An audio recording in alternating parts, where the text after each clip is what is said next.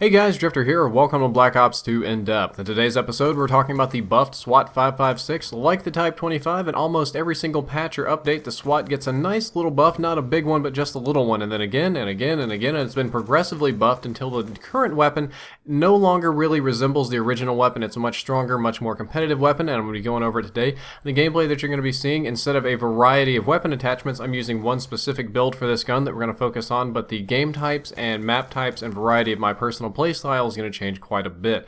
Let's talk about the damage first. This weapon deals 40 damage per shot. I really need to say per shot, and in close quarters combat, I get quite a few messages in my inbox asking if the damage on this and the M8 and the B23R is 40 per burst, as in all three bullets do 40, but no, each one of the bullets fires as an individual ray, and you can miss one from a burst. It's not like Halo, where if one of the three hits, it counts, and each one of those is going to be doing 40, so if all three hit, that's 120, and you're going to kill somebody.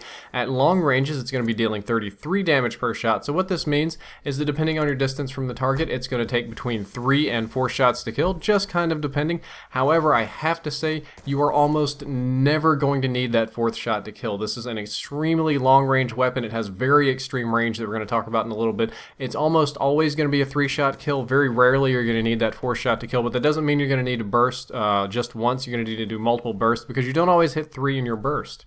As I said before, I would classify this as a very long-ranged assault rifle, right in line with the FAL, SMR, and SCAR-H. If you put a silencer on it, you're getting negative 30% range or 30% less range. 70% of your current range, however you want to look at it, you just lose 30% range. It's a simple scalar multiplier. The headshot damage is 1.4x. This is actually very high for assault rifles. Typically, it's 1.1x, and that's designed to just barely push you over the edge and cause one less shot to kill. But the 1.4x headshot multiplier is very high on this weapon, and what that means is that it's always going to take one less shot to kill with headshots, no matter what your range is. And what that means is that headshots are always useful. I can't say this about every weapon, but I can say it for the SWAT, is that headshots are always going to be useful. You're always going to want to go for headshots.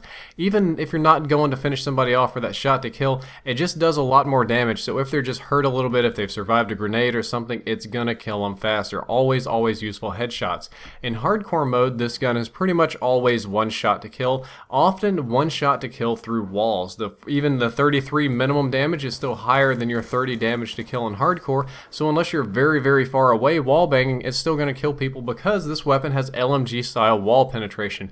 I honestly can't remember, I think it was maybe the 3rd or 4th patch, I can't remember which patch, but it bumped this one up into the SMR and FAL and SCAR-H category to where this one has LMG style wall penetration. It's almost like getting the gun with FMJ, not the extra damage, but the ability to shoot through walls easier, so I almost never need FMJ on this particular weapon. Let's talk about rate of fire. This weapon shoots at 937 RPM. That's the speed of the burst, or how fast those 3 bullets fire, 1, 2, 3, when you pull the trigger.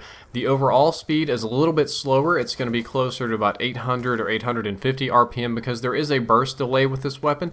It has been patched so that the burst delay is very short. It used to have a very long burst delay of almost a quarter of a second. It was very hard to get a feeling for, a time for. It felt like your gun was jamming, like you couldn't shoot it.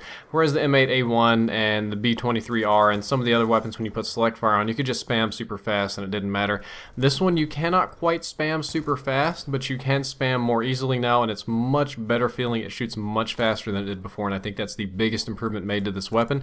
Even while bursting, the recoil stays relatively low. You're not going to find that it has high recoil. I almost thought to put it in medium because it does kick up, but the reality is I'm feeling the kick just because my targets are so incredibly far away. It's actually a very low recoil assault rifle, and you shouldn't have to worry about your recoil very much. If you run it with select fire, which we're not going to focus on today because that part of the weapon hasn't been patched, you can go back and watch the other SWAT review and skip to the select fire section. You still have the same rate of fire, except it's fully automatic and it has less range. It's basically like a Type 25 that does a little bit more damage and has less range, or your 3-shot to kill range is what's going to get significantly reduced. You're pretty much going to have to be in their face to get 3 shots to kill. It's usually going to be a 4-shot to kill when you run in with select fire. The hipfire on this weapon is not a good idea. Obviously, if you have select fire and it's fully automatic, that's fine. You can spam people. It's got normal assault rifle hipfire, but it's a burst fire weapon and it does have a delay. Typically, this is not what I would call a good hipfire weapon. Hipfire, you want a bullet hose. You're just throwing bullets out there. The total damage output, damage per second, rate of fire, You'll see me do it a little bit when I'm desperate. It's really not a good idea. I'd prefer to have stock and be aiming down sights. The time to kill is kind of average. I'm going to say over all ranges it's going to be average. If you always connect with your burst, it's a little bit on the fast side. It's not the fastest. Even if all 3 of your bullets hit, it's not the fastest time to kill. It can be pretty fast if you get 2 headshots back to back, close range. That doesn't happen very often. At long ranges, it gets a slower time to kill because it takes more shots to hit people and you miss your burst, but most people aren't good at shooting long ranges, so it's very competitive. Overall, it's got some pluses, some minuses. I'm just going to say that most of the time it's going to have an average time to kill. It's not a very fast time to kill weapon. When it comes to sight recommendations, I very highly recommend the ACOG sight for this gun. I don't like the ACOG on very many weapons. I use it on occasion. The ACOG sight is just as effective at improving your accuracy as the grip attachment, 2% center speed. I seriously doubt that you'll notice it, but instead of running the grip, I'd rather run the ACOG, and I just like the looks of the ACOG. This is a long-range assault rifle. You really don't want to get in people's faces. You want to stay at long-range, pokey kind of distances where the SMGs can't get to you. And I also like this particular reticle for it. I like this reticle and the carrot reticle, the default one, but I think this one works the best because you have a vertical line on the bottom. It helps you keep track when your gun goes up, and the targeting dot is very, very small and clear. The iron sight is also pretty good. I don't have a problem with the iron sights. If I'm running select fire, I'll probably use the iron sights, but as is, if you give me my choice of attachments, my choice of sights, I'm going to go with the ACOG.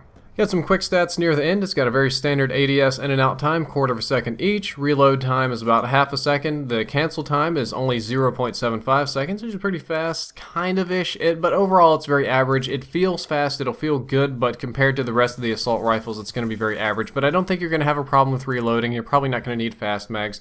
Again, this weapon is best used at long ranges. It is your sort of ultimate poke sniper assault rifle. Maybe not ultimate, but it's right up there with the SMR and the Scar H and the FAL. It's a very good anti-sniper tool. It's a very good wall-banging tool. It's not very good in close quarters combat maps. It's not very good if you're having people crisscrossing. It holds down hallways well. It punishes people at long ranges, but don't use it up close. Not the best of ideas.